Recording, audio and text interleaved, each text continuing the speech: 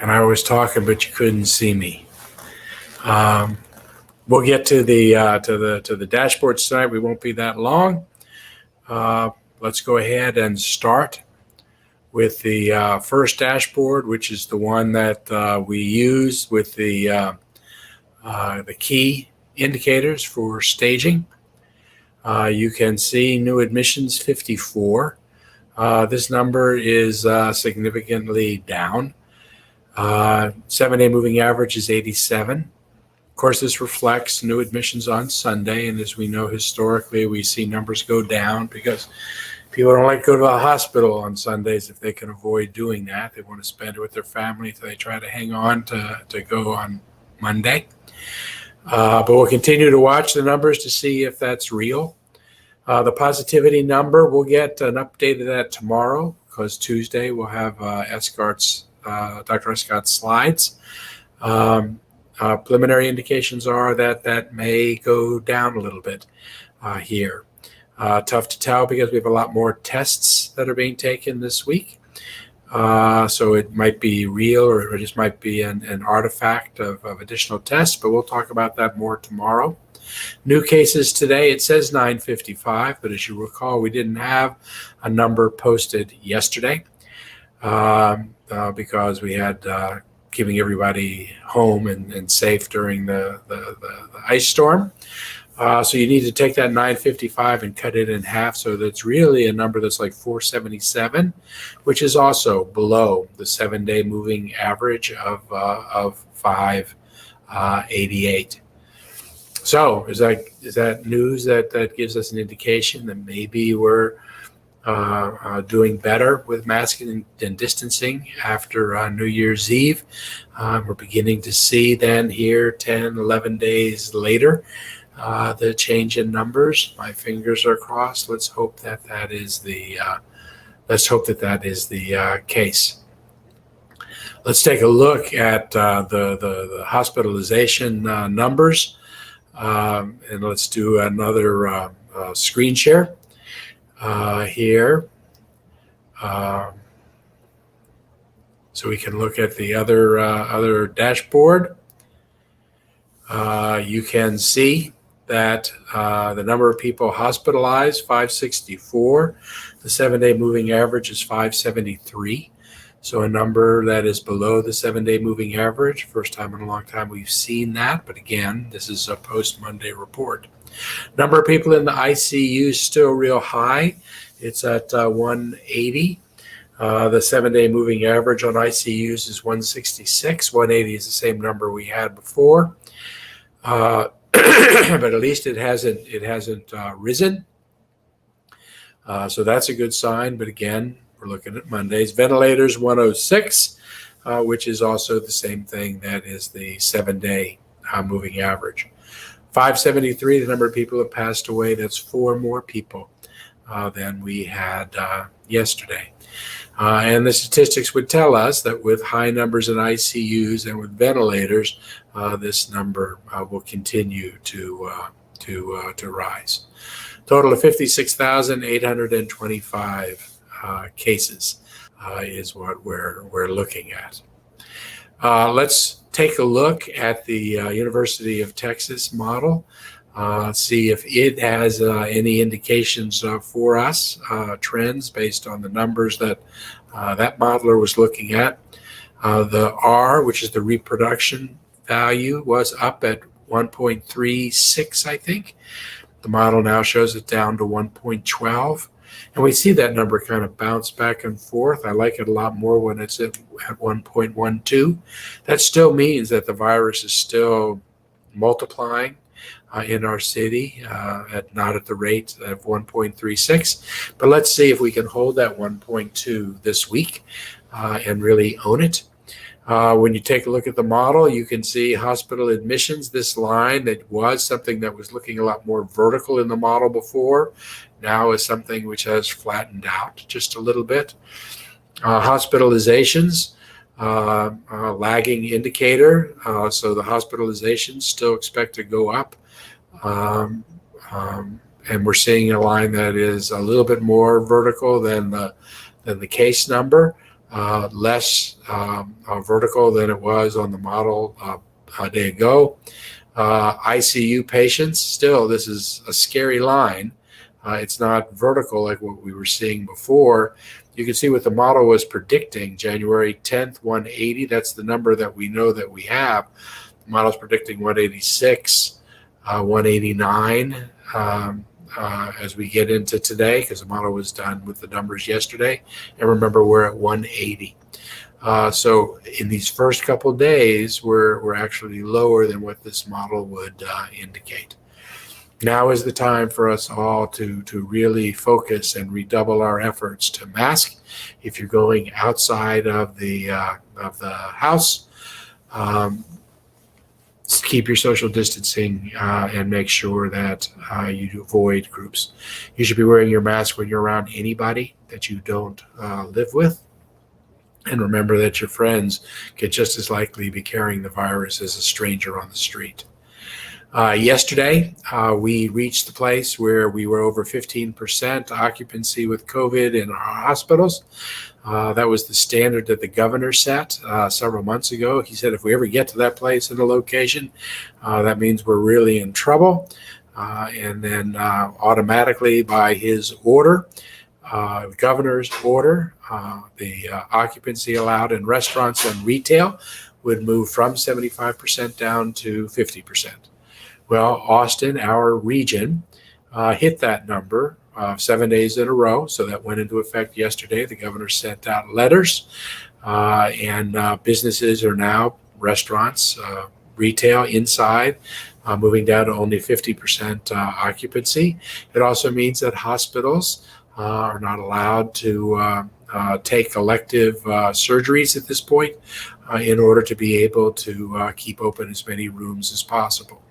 We're moving forward with the standing up the alternate care site at the convention center. The state is providing us staffing for that, for which we are greatly appreciative. That'll stand up. We might actually be taking the first patients there before the week is over. It's also going to double as an infusion center. So that's that therapeutic, that medicine that the president got, that is also available in our city. It's for people that are really early in the virus. If you wait too long, you're no longer eligible. They're getting it to people that are at some measure of risk. You should ask your doctor if you're a good candidate for the infusion of that medicine, in essence, to help try and treat the virus when people get it. The alternate care site will take patients that are not overly serious, lower acuity patients out of the hospital, so as to free up the bed space in the hospitals and free up the hospital staff so that they can focus on the more serious patients. Hopefully there's a ripple effect, and that'll give us a little bit more room in the ICUs. Everyone's doing their part. AISD, the superintendent, I know she's working really hard to comply as best she can to keep people home during this period of time when the positivity rate is so great in our city. She's running into issues with TEA, the state agency, which is trying to keep schools open. And certainly they have financial clubs that they can use with districts. It was good that the schools were closed today with the snow day. And I think that the balance of this week, she's going to keep the AISD schools closed just for the virtual learning instead. And the by having just virtual, I think that some of the schools in East Austin, some of the students that in areas or in their situations really need to go to school will probably be able to do the in-person, but it'll be with more skeleton type staffs. And at some point, she's going to need to make up the days that she's closing. in order to be able to maintain funding from the state. And I understand she may be adding 10, 12 minutes to the school day in order to be able to make up for these days when they close, in an effort to try to keep as many people at home as they possibly can. We have been giving vaccines out. Now we got a 12,000 vaccine supply to Austin Public Health. This is the state which is in charge of all the allocation of the virus, of the virus vaccine. The state decide who gets it. You saw, if you were reading in the media, that a lot of the supply in our city was going to clinics and drugstores and grocery stores that were on the west side of town. We had no control over that other than to lobby the state to give Austin Public Health a greater proportion of the allocation, because we said we would get it out quickly. We would get it out to the people that were in greatest need. We would get it out in the geographic areas where these people lived. We got a 12,000 dose allocation on Saturday. We gave out about 650 doses to patients with community care, some of the teachers over 65 at Manor and Del Valley, and I think Manor, Del Valley, and I think Pflugerville schools. Earlier, there had been some that had been given out by Ascension to AISD. But we were pushing some out to some of the school districts further to the east. This was held at the Precinct 4 headquarters of George Morales, the constable there, in an effort that was really led by County Judge Brown. It was really focused on people that live over in that community in the Eastern Crescent, and patients and clients of community care. Really getting it to people that are most at risk. It was a drive-through vaccine. I spent the day out there with Judge Brown and his staff. Ascension, Seton, thank you for your assistance. Dell had a lot of its medical staff there to administer and to give the shots. It was actually a pretty inspiring thing to be part of. But that was the first of the 12,000. I went out today to a location where they're giving out vaccines. I think anticipating hopefully 900 today, 1,200 tomorrow, 1,500 the day after that. It's sign-in only. It's referral from clinics, from community care, from Peoples, from Lone Star. And then there's going to be a public-facing dashboard for people to be able to sign up, focusing on people over 65.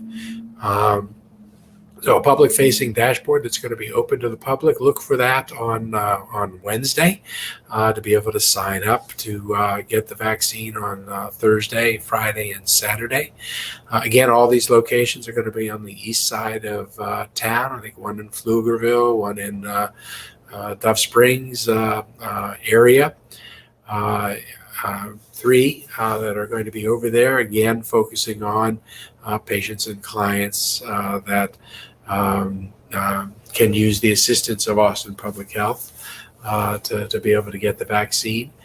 If you have insurance or belong to clinics on the west side of town, you might want to let the Austin Public Health folks get in line here first. We're trying to put these clinics out in the geographic areas that have the highest levels of positivity on the east side of town. It's exciting.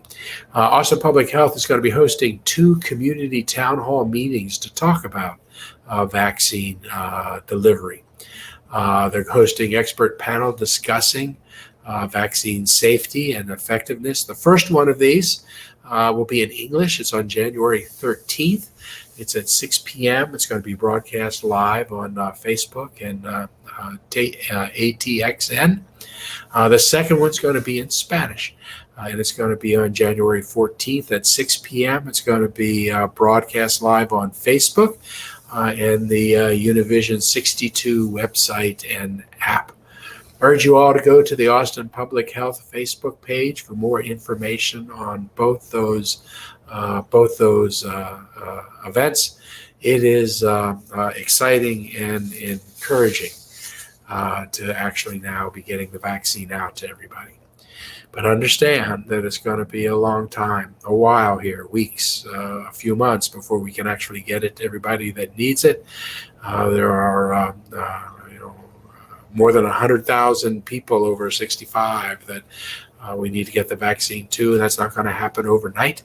We need everybody to be patient. We need everybody to sign up, get in line, so that you have the opportunity to get the vaccine. But it is not going to be the answer to the surge that we're in right now. Maybe some early indications today that we might be stemming the tide a little bit, too early to tell. That's how I'm going to be hoping. But in the meantime, please mask when you're outside your house. Please stay in your house as much as you possibly can. Don't eat indoors at restaurants if you can avoid it, but still patronize the restaurants, get gift cards, do takeout, do delivery, do the same thing with retail and support the businesses while still keeping everybody as safe as we can. Tomorrow, I understand that they're going to be doing maintenance and repair on the website. So I don't think that we'll have new case numbers tomorrow either, which means it'll be doubling up then the following day on Wednesday. But at Got a Minute yesterday, we will have the slides that we get weekly from Dr. Escott and Director Hayden. We'll have more information tomorrow. With that, good night. You all take care and be safe.